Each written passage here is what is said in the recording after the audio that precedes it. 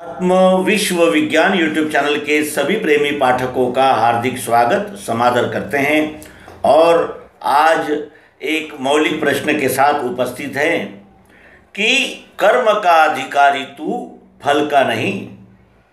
यह भगवान श्री कृष्ण जी अर्जुन को क्यों कहते हैं? कर्म का अधिकारी है तू, कदापि फल का नहीं, ऐसा क्यों कहते हैं? क्योंकि कर्म जो है वो अग्नि और धुएं की तरह यानी आबद्ध होता है। कर्म जो है ऐसा कोई कर्म ही नहीं है विश्व में जो निर्दोष हो। इसीलिए वो कहते हैं कि तू कर्म तो कर लेकिन फल की आशा छोड़ दे और स्वकर्तव्य का यानी जिसे कहते हैं कि मैंने किया है ये अभिमान को त्याग दे, क्योंकि तू कुछ नहीं करता, सब कुछ ये विश्वरूप परमात्मा ही करता है, तू कुछ नहीं करता। इसलिए कर्म का अभिमान लेना भी तेरा गैर है और फल की तो कोई बात ही नहीं, क्योंकि वो भविष्य में है। भविष्य में क्या परिस्थिति बनती है, किस प्रकार का रिजल्ट आता है, ये तो कोई भी नहीं बता सकता, मैं भी नहीं बता सकता। ऐसा भगवान श्री कृष्ण जी ध्वनित है उनकी इस वाक्य में कि कर्म का अधिकारी है तू, फल का नहीं। मैं भी कर्म करने का अधिकारी हूं, तेरे साथ युद्ध में उपस्थित हूं, फल का नहीं। कुछ भी हो सकता है, हम सोचेंगे वैसा ही फल हो ही नहीं सकता, क्योंकि वो नियति के हाथ में होता है और उसे ही दैव कहते हैं, उसे ही प्रारब्ध कैसे कहते हैं और उसे ही यानी जिसे कहते हैं कि अदृश्य कहते हैं, जो अदृश्य है, जो सामने आएगा। तो क्या इसके डर से मैं कर्म ही करना छोड़ दूं? अर्जुन कहता है कि मैं ये यानी कर्म का फल कैसे मिलेगा, ये अगर मुझे नहीं यानी सोचना है तो फिर क्या कर्म ही क्यों करूं? मैं ज्ञान के मार्ग से जाऊं या कर्म के मार्ग से जाऊं? एक दिशा मुझे बताइए। आप कहेंगे तो कर्म मार्ग से जाता हूं, तो फिर ज्ञान की आवश्यकता ही नहीं जब से आप ज्ञान बता रहे हैं। और ज्ञान मार्ग से जाऊं तो फिर कर्म किस लिए करूं? क्योंकि यहाँ तो 101 भीषण कर्म हमारे सामने आ जाते हैं और हमें करने पड़ते हैं। ये युद्ध का प्रसंग आके रखा हुआ है। कितने यानी आतताई और मूर्ख लोग हैं कि वो अन्याय करते हैं और उसका पक्ष इतने बुजुर्ग और इतने जिसे कहते हैं कि सम्माननीय लोग लेते हैं, उनके पक्ष से खड़े रहते हैं, अन्याय के पक्ष से। ये ऐसा कैसा है? ये ऐसे कर्म क्यों करूं? फिर ज्ञान मार्ग से जाऊं या कर्म मार्ग से जाऊं? तो भगवान श्री कृष्ण जी ने क्या उत्तर दिया है कि ज्ञान सह कर्म सुखदाई, बिन दोनों को एक किए नहीं सुख पावे कोई। ज्ञान से कर्म करना चाहिए। ज्ञान ये प्रकाश है और कर्म है उस पर चलना। ज्ञान और कर्म अलग अलग नहीं है। और यही उसका प्रश्न बार बार बना रहा कि त्याग ही श्रेष्ठ कहते हो या कर्म करना ही श्रेष्ठ कहते हो? ज्ञान ही श्रेष्ठ कहते हो कि कर्म ही श्रेष्ठ कहते हो? ये उसका बार बार का प्रश्न है, क्योंकि यही हमारे जीवन के निर्णयों की कसौटी होती है, क्या करें और क्या न करें। इसी प्रकार की एक कसौटी अभी किसान अधिनियम के रूप में हमारे सामने उपस्थित है। हम विदर्भ के रहने वाले हैं, विदर्भ में हम जन्म लिया है, तो हम विदर्भ के हाल जानते हैं। विदर्भ में कई यानी किसानों ने आत्महत्याएं की और इसका क्या कारण हो सकता है, इसके विषय में हम कुछ बता नहीं सकते, क्योंकि हम किसान नहीं हैं। किसान ही किसान की परेशानियों को जानता है, बता सकता है। लेकिन इस विदर्भ में आज तक अनेकों किसानों ने आत्महत्याएं की और यानी ये वातावरण का जो लहरीपना है, जब पानी नहीं चाहिए तब पानी आ जाना, जब जल वर्षाव की आवश्यकता नहीं है तब बरसात हो जाना, और कभी बरसात जल्दी शुरू हो जाना, कभी बरसात बीच में ही गायब हो जाना, इस प्रकार। और फिर उसमें नकली बीज है, नकली खाद है,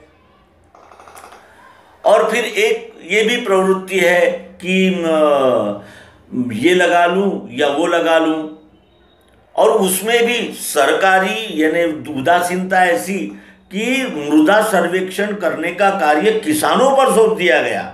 हमारे कृषि विद्यापीठ क्या गांव-गांव जाकर यानी जमीन के सैंपल नहीं जमा कर सकते, उनको मार्गदर्शन नहीं दे सकते कि किस प्रकार की फसल लेनी चाहिए आपने, जिससे आपको भी लाभ होगा, देश को भी लाभ होगा। केवल कागजों पर कृषि की यानी डिग्रियां दे देते हैं, बीए, एमए इन एग्रीकल्चर। इस प्रकार की पद्धति चल रही है जो अध्ययन के क्षेत्र में है। और ज्ञान से ही तो कर्म की आंखें खुलती है। अगर ज्ञान के साथ कर्म नहीं रहेगा तो वो ज्ञान भी बेवजह का है और बेवजह ही इन डिग्रियों को बोझ ढोने का और इस विद्वत्ता के बोझ में दबे रहने का ये एक माध्यम ही कहा जाएगा। और इस दृष्टि से भी दुर्लक्षित हुआ है हमारा कृषि क्षेत्र। लेकिन कृषि मंत्रालय और किसान मंत्रालय ये जो एक नया प्रारूप सामने आया, उससे किसानों के विषय में सोचने के लिए राजसत्ता को मजबूर कर दिया और वो इस प्रश्न का हल अपने स्तर पे ढूंढ रहे हैं। अब उन्होंने ये कृषि अधिनियम लाया है। कृषि अधिनियम में अगर त्रुटियां हैं तो आज नहीं कल वो उजागर होगी, और त्रुटियां नहीं हैं तो वो भी किसानों को लाभ मिलेगा। इसलिए सत्ताधारी ऐसा भी तो नहीं कर सकते कि वो एकदम जनता के यानी विक्षोभ का और विद्रोह का कारण बने। इसलिए हमें संयम से भी काम लेना चाहिए। और सत्ताधारी पक्ष ने भी इन बड़े बड़ी कृषि विश्वविद्यालयों के चांसलर्स हैं और जिसे कहा जाएगा कि आयात निर्यात के क्षेत्र में जो अथॉरिटी है उसके जो मुख्य है, उनसे चर्चा करके कौन सा विधेयक का अंग किसान की प्रगति और किसान की स्थिरता में बाधा बन सकता है, इसके विषय में भी जांच पड़ताल होनी ही चाहिए। और ये अगर जांच पड़ताल होगी तो उससे कुछ न कुछ अच्छा ही निकल कर आएगा। इसीलिए दोनों पक्षों ने आमना सामना बैठकर चर्चा के द्वारा ये इसका हल निकालना चाहिए। और इसका लाभ राजनीतिक पार्टियां हमेशा, जैसे वो बगुला मछली की शिकार करने के लिए एक पांव पर तालाब में खड़ा रहता है, उसी तरह राजनीतिक पार्टियां अपना हित और अपनी वोटिंग बढ़ाने के लिए सदैव लगे रहते हैं। फिर उन्हें जात पात, कुल, गोत्र या फिर यानी इलाका अनेक प्रकार के विभाजन करके वो न किसी भी प्रकार से विजयी होने के मंसूबे बांधते हैं और ऐसे आंदोलन में श्रेय लेने की होड़ लेकर धन का यानी सप्लाई करते हैं, और जिससे गलत मुद्दे पर भी हम आपस में लड़ते रहते हैं। राजनीतिक लोग अपने पदों के लिए हमें बरगलाते रहते हैं। तो ये सारी बातें इसलिए कि आज भारत बंद का नारा कुछ राजनीतिक पार्टियों ने दिया और उसका मिला जुला असर भी दिखा। तो इस प्रकार न होते हुए जन यानी कल्याण के इस मुद्दे पर सबने इकट्ठा आना चाहिए। ये देश हमारा है, ये कृषि हमारी है, कृषि अन्न है, अन्न से ही तो ये सारा यानी चल रहा है सारा कारोबार। अन्नात् भवन्ति भूतानि, अन्न से भूत बने हैं यानी अन्न से जीव बने हैं। हम भी अन्न से बने हैं, मछली भी अन्न से बनी है और एक वृक्ष भी अन्न से ही बना है। वृक्ष अपने मूल यानी जड़ के द्वारा जमीन में से रस खींचकर अपना विकास करते हैं। जल से निर्माण होने वाले जो पक्षी है जो अंडे से निकलते हैं, जल से निकलते हैं मछलियाँ आदि, वो भी उनका भी आहार होता है, वो भी आहार करती है, वो भी उनका अन्न है। और जल से निर्माण होने वाले जलचर वो भी करते हैं, तो अंडज प्राणी भी अन्न का सेवन ही करते हैं। उद्बीज, स्वेदज, अंडज और ये जारज, इसे भी अन्न की आवश्यकता होती है। अन्न के विषय में इस प्रकार से हम भूमिका नहीं ले सकते, क्योंकि अगर किसान का विश्वास हिल गया कि हम यानी काश्तकारी किसानी करके हम सदैव घाटे में ही रहते हैं और जन्मजात हम कर्जदार रहते हैं, जन्मजात परेशान रहते हैं, जन्मजात हमारे आगे कोई न कोई भीषण प्रश्न खड़ा ही रहता है। कभी अकाल है तो कभी बाढ़ है, तो कभी यानी फसल खराब निकली या कोई नकली बीज निकले, यानी अनंत प्रकार के अनंत प्रश्न उस किसान के सामने खड़े रहते हैं। और साथ ही पारिवारिक जिम्मेदारियाँ भी होती है। लड़की की शादी करना है, कुआं बनाना है, और वो ये करना है, मकान बनाना है, ये सारे लगे ही रहते हैं। और फिर दिन ब दिन इतना उस खेती का विभाजन हो गया है, तो 8 एकड़ में 4 भाई, वो काश्तकारी कर पाता है, न ये काश्तकारी कर पाता है। वो काश्तकारी किसी धनाढ्य पूंजीपति के पास बेचकर वो शहर में आ जाते हैं।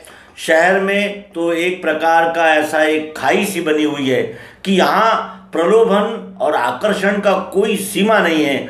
उस आकर्षण और प्रलोभन में फिर मोटरसाइकिल ले लो, हमारा बेटा है, हमारे पास तो बहुत पैसा है, और जब तक पैसा रहता है तब तक गर्मी रहती है। पैसे की गर्मी उतर जाती है, पैसा भी निकल जाता है, और फिर ये मजदूरी करने के लिए सड़क पर फिर हाजिर हो जाते हैं। जो एक समय किसान था, जो एक समय ज़मीन का मालिक था, वो सड़क पर आ जाता है। और इस परिस्थिति को बदलने के लिए कॉन्ट्रैक्ट फार्मिंग ये अत्यंत आवश्यक है, और इसका हम भी पुरस्कार करते हैं, क्योंकि 2-2 एकड़ के टुकड़े इन्हें जिसे कहते हैं कि फसल के लिए उपयुक्त नहीं हो सकते। अगर 200 एकड़ का अगर कोई यानी भूखंड है और उस पर अगर खेती की जाए तो फिर वहाँ यंत्र भी लगाए जा सकते हैं, आधुनिक तकनीकी लगाए जा सकते हैं, और वहाँ यानी खाद और जिसे कहते हैं कि कीटनाशक आदि प्रकार का बंदोबस्त व्यवस्थित, व्यापक और नए तंत्रज्ञान के अनुसार किया जा सकता है। काश्तकार बैलों की तो यानी आज एक बैल जोड़ी की कीमत एक सामान्य काश्तकार के लिए सपना बन गई है। वो भी सीजन में ट्रैक्टर को आवाज़ देता है, कभी मशीनें बुलाता है किराए से, और वो परेशान रहता है। लेकिन अगर सामूहिक किसानों का हित अगर हम सिद्ध कर सके तो ये 20वीं सदी में एक कृषि क्रांति ही कही जाएगी। और इस कृषि क्रांति के लिए हमें अपने राजनीतिक मतभेद, अपने राजनीतिक स्वार्थ बाजू में रखकर किसानों के हित में, किसानों के कल्याण में कार्य करने की तमन्ना रखनी चाहिए। और किसानों के मुद्दे पर राजनीति करना ये सबसे बड़ा पाप है। ये विदित करते हुए इस अंक को विराम देंगे। नर्मदे हर, सद्गुरु भगवान की जय।